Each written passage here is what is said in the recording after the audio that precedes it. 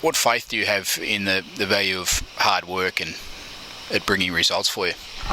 Well, it's probably the only thing that really works, tried and tested.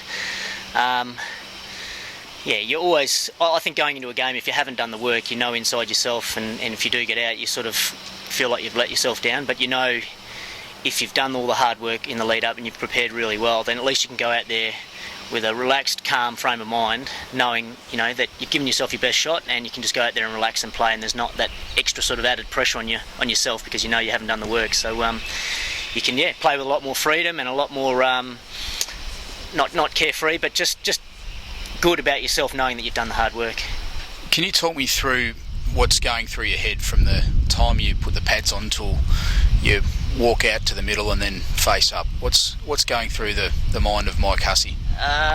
What's going through my mind since I pad up and then I'm going out to the middle is generally trying to settle down the nerves to start with, trying to relax as much as I can, just trying to keep going over the plan in my mind. There's so many distractions going on around you, as in the score or who's bowling or the what the selectors or the media have been saying in the public. There's so many things that can swirl around in your mind, but I keep trying to come back to keeping it as simple and focusing on what my game plan is.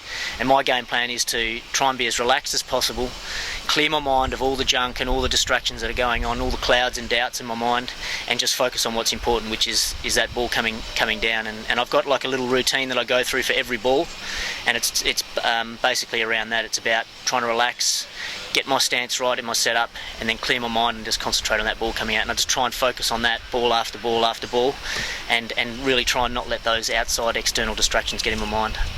You often come into the crease or come to the crease with your team under pressure. How do you handle that, and what sort of strategies do you use? If you're coming in under pressure, it's about sticking to your game plan really, and knowing what has worked for you in the past. So for me, I just try and stick to my routine.